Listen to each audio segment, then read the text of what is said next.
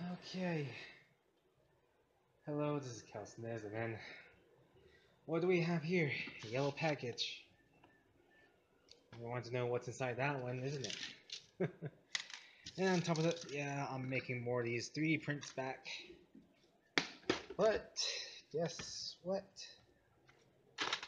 2 T-Rex heads. A lot of these ones, the TP's design. Not that one. A lot of stars. A lot of Christmas trees. A lot of Star Wars. Now, why am I doing that? Oh yeah, and also I'm trying to redo the pterodactyl. But yes, why am I doing this? Well, for one reason, this yellow envelope has to do with it. For one, I'm going to New York. Isn't that exciting? I'm going to New York! I was gonna record this until I was gonna record it when I came back in, but I overslept till 4:30. I noticed that I was so tired. My leg was tired. I had to run around, get some signatures, get the applications, get another signatures, and then while I find the instructors, it was like a long few hours. But yeah, it was important because I had to like get these papers ready to go until Monday. I had to get another. I don't know. I'm trying to get another application still, so hopefully that'll be okay. But yeah. But on the other hand, let's go this way. Wow, look at this. Do you remember the video recording I did? Mira has used to be my roommate. Well, he's gone, so it's kind of a bummer. I forgot not to show you that. Sorry for that. But yeah, he was gone. It was a bummer. Apparently, he did something really dumb. So that's one thing. Still in technical. He's still in college, but right now, he's not doing the. Well, let's not worry about him, anyways. But come on this side. Donations, but not donations, but like this part is donations. This part is like my stuff. So I'm gonna do a video shortly a little later on, and hopefully, wait, was that changing a little bit? Oh yeah, it was changing a little bit. Okay. Oh yeah, it's just a lot of these stuff. Because it was me. But yeah, I am so tired right now. I'm trying to get my bags. I'm trying to get the bags ready to go for next week. We're leaving until Friday. They said, but I'm not sure what time. That's the thing. So I'm still waiting for that too as well. And I'm 3D printing more of these stuff. I was gonna print more of the Navajo culture and also the NTU logo, but for some reason this printer is acting weird lately. Um, I don't know if it's the cause of the laptop that is not accepting any codes, or is like faulty files actually, and it's not printing it right. So far, the other rest is okay so far. It's just that one of the designs wasn't printing right, which is this one. Because I got all the TVs, which is fantastic. The TV's fantastic. The Goth Snowflakes is fantastic. Star Wars fantastic. The cat necklace is fantastic. The Viking axe is okay. I think I print out the wolf head. I think it was. I think I did. I'll have to figure out. But the main thing that didn't print out, the main thing, the main thing that didn't print out is this one right here. So yeah, it's not printing out that one for some odd reason. And it failed on this one too. The boat. This was still perfect. I don't know what happened. But yeah, that's the one thing. But still refixing some few issues, and hopefully so far it's doing okay. Because right now I got the Norton 360 onto it, refix everything else, and hopefully it does turn out okay. And now I have to go back to make some more business cards right there, and also have to make another big Groot, but I think more than that. He's just a small one for now, so he's awesome. And that's it. I'm just sitting here while I was resting in the bed, so you can tell. There's some cleanup over there, finally. and then I'm gonna go get some dinner, and that's it. So this is gonna be part of the video I'm gonna do right now. I'm gonna post it onto the like I said, and hopefully I get the rest of it next week, because right now I'm still doing more recordings too as well for the Goal Zeros generator. I'm gonna start putting my voice into it. It's like about 5 minutes long video. It's nothing much. I just talk about the what I experienced through the generator and the solar panel that I bought, and you'll see later on. And also more voice over too as well from the hygiene for dorms, whoever wants to check it out, about how you keep yourself. Well, you gotta check it out anyways. That's one thing.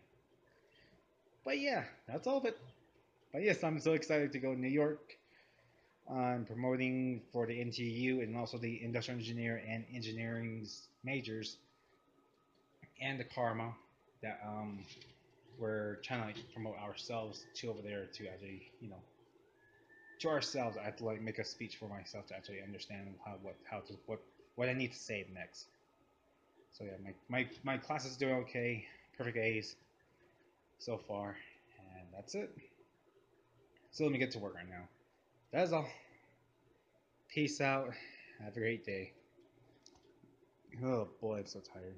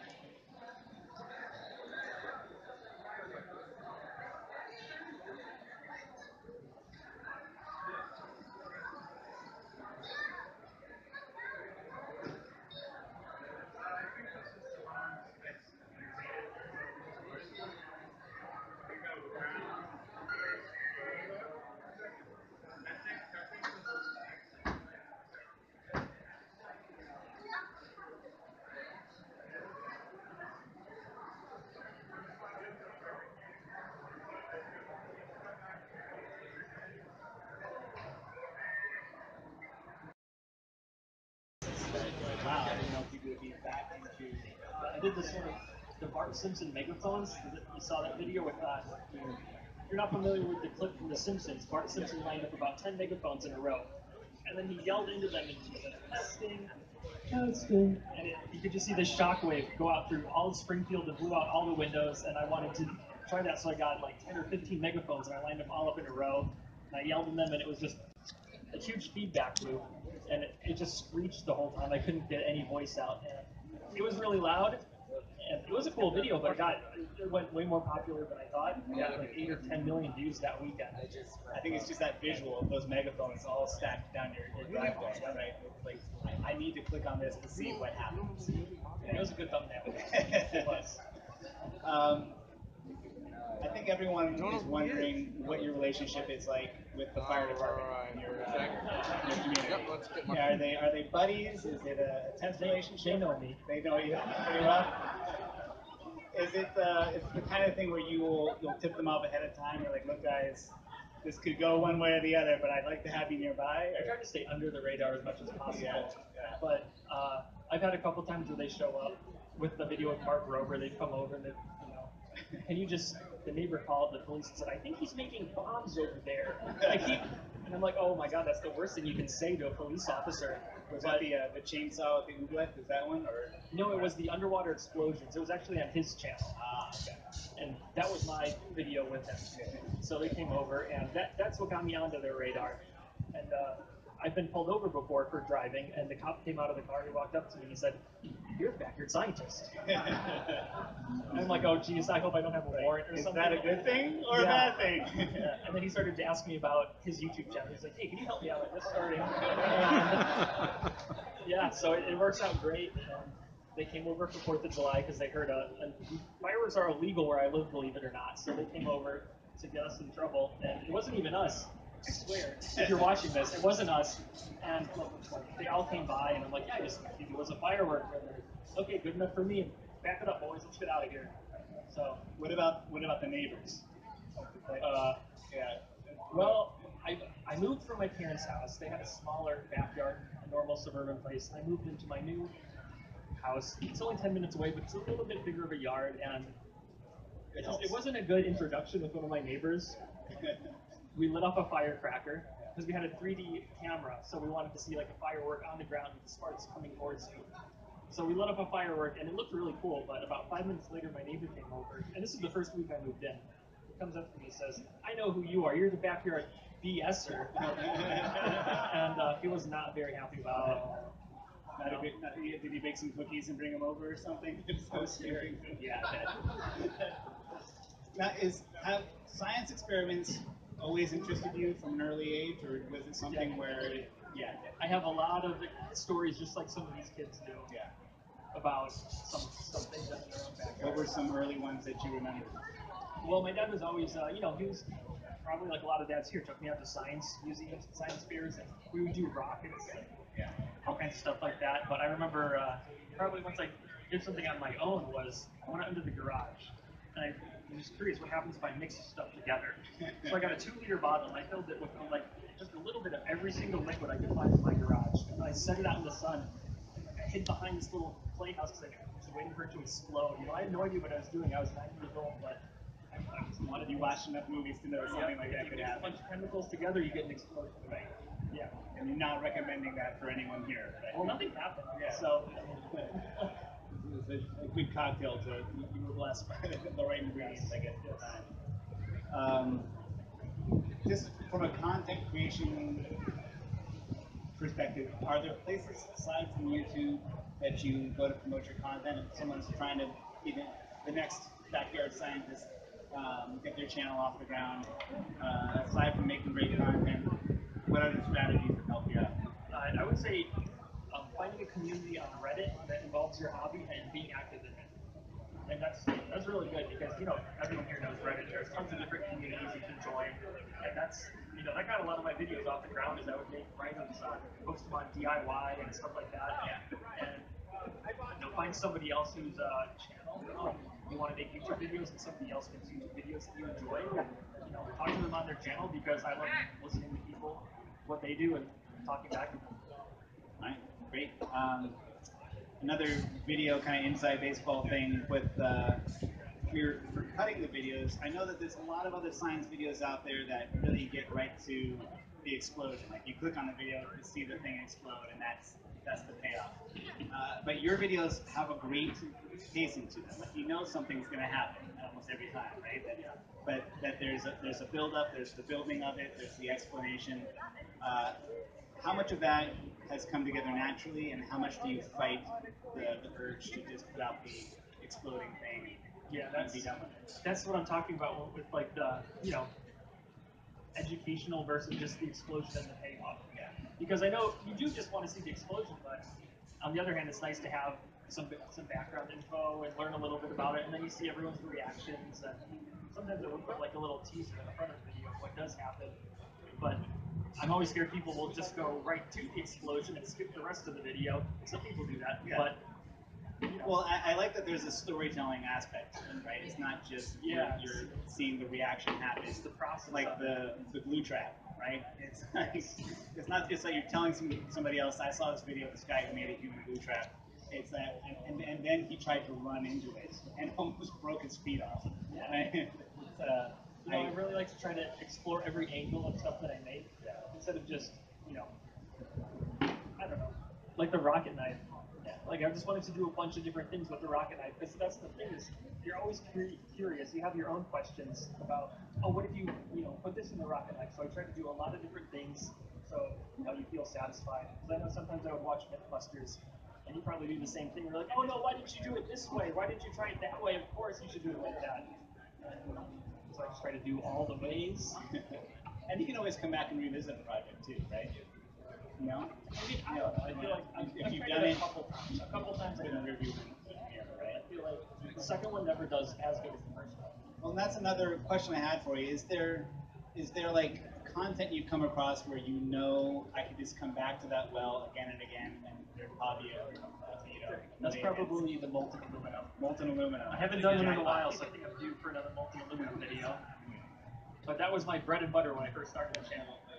And, you can do a lot of different stuff. It looks so cool when you see when you pull those melons apart or whatever it is, and you see the little tendrils of aluminum that have seized up. Yep. Yeah. So you could just do those. That could be your retirement, right? Or molten aluminum on things. Yeah. It's easy, but it's not as deep as some of the other stuff I like to do. And how do you come up with your other ideas? I think it's probably a question you must get a lot, but like for the frequency of content that comes through you, what strategies do you have for keeping? I listen to the commenters. Pretty much everything they say, I read all of my comments, and I've gotten a lot of good video ideas from the comments. I think the rocket knife. Oh no, that one was from Mythbusters. Okay. I get a lot of my ideas from stuff from Mythbusters too. Like the microwave video, that was from Mythbusters. So was the rocket knife, and can a bullet curve a magnet is one that I want to do. Mythbusters also did that. It's like The Simpsons, how everyone that writes TV shows says, oh, Simpsons did it. Yeah. That's kind of with me and the Mythbusters. Anytime I want to do something, they've already done it. So you have to find some way to one-up it or take another angle on it? But a lot of times it's just personal curiosity of something I want to do. Yeah. Like the glue trap. The glue trap was one of those. The giant mouse trap, I just wanted to see if it was possible. Yeah. So when you're getting comments from people, how often do you get submissions that just are too out there that you won't do? That's most of them, but that's the kind of stuff people say, oh, what? They must have done the same experiment that I did when I was a kid. Because they say, what happens if you mix thermite and gasoline and liquid nitrogen and lava, and you put it in a mailbox? Right. You no longer have a host of this series. Is what happens. Yep. Yeah. When you're engaging with the audience here, how often do you come across an audience where you have people who come to you and say, I don't really think of myself as a science person, or I would never was really much of a science, great in science in school, but your videos, man, that really got me hooked into science in a way that I wish someone had done before. I get that a lot, and that's some of my favorite comments, because, then I wasn't that great at science in school, and the stuff that got me interested was watching people present science and Mythbusters and all sorts of watching videos on YouTube kind of got me interested in it, right? Because it wasn't homework can be boring sometimes, but you gotta this is what got me interested in it. And- I'm happy when it gets somebody else. What do you think that is that your videos kind of address in science education? Like, what do you think? If a teacher were to come up to you with some advice, like how can I get my students more engaged with science, what could you recommend? Labs were my favorite part of being in, school, and I think that teachers should have more freedom to do maybe some more flashy labs, even though they're probably not allowed to. Like model rockets, and kids would rather, especially when they're young and in elementary school, they just want to do stuff, like learn stuff, and instead of reading about it in a book, they'll get their curiosity much better if you can just show them something cool, hands-on experience it themselves. Yeah. Are there bite-sized versions of your experiments that might fit well in a classroom setting? Or? Yeah, I mean, all the stuff that I do is pretty much just scaled up regular physics and science demos. Like you could do a small thermite, like you guys probably did a small thermite reaction, or just make a small potato cannon to shoot across the football field in school. Is there an experiment that no science teacher should do that you've done? Yes. Probably a rocket knife. I would keep that out of the hands of middle school kids. Yeah. Knives in general. Keep rocket-powered fidget spinner. No. Be careful what you put rockets on. All right. I think that's all right. The fidget spinner craze has died down a little bit. That's good. It's the Fortnite experiments now that are going to be the big thing. That's a good idea. Or excuse for me to play Fortnite. Seriously, I think it's a moneymaker.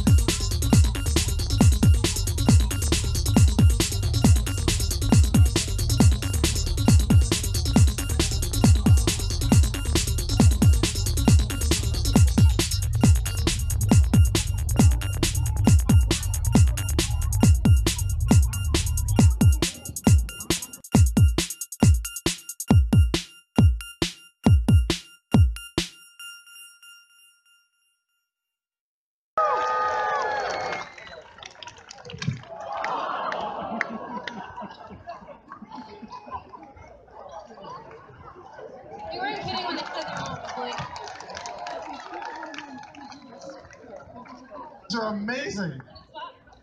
Shelly, would you I don't have to sit. Why do we make the girl get up? I can stand over here. I'm a panelist.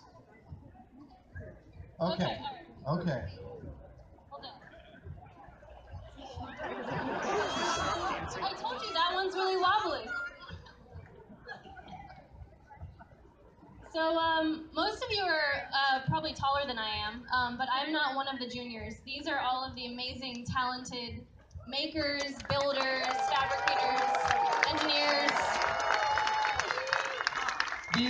These six young scientists are my heroes. We spent all summer making 10 episodes of Mythbusters Junior. It was, without a doubt, the most creatively satisfying thing I have ever done in my life. And I haven't seen these guys in a month, so it's awesome to see them backstage about an hour ago and hang out again. And so why don't we let you guys introduce yourselves? Elijah, do you want to start? It should be on. Yep. Hi. Oh. Okay. Hi, I'm Elijah. I'm 13, and I can program in Python and Python 3, and I'm experienced in working with Raspberry Pis.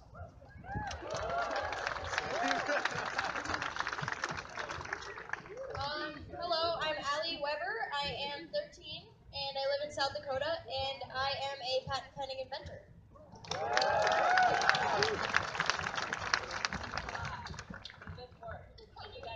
I think, yeah, it works. Okay. Hi, I'm Cannon. I'm 13 years old, and I'm a sophomore at TCU, double majoring in astrophysics and engineering.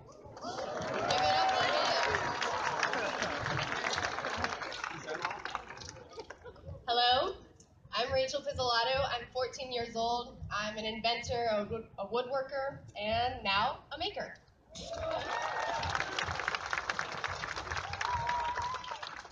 Hello, I'm Jesse Wallace. I'm 15, and I'm a builder, welder, and fabricator.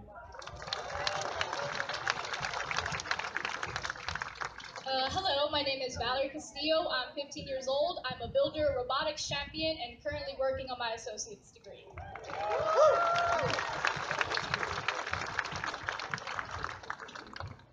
So we have this set up as sort of a panel for questions and answers. I have a couple questions. I've had the honor to see some initial things that no one else has seen yet. But I've just in reading your biographies and what you all do, I'm humbled to be on stage with you all because you know so much more collectively between you than I think anyone that I know. So one of my first questions to all of you, and you can feel free to sort of popcorn answer, but is what have you all learned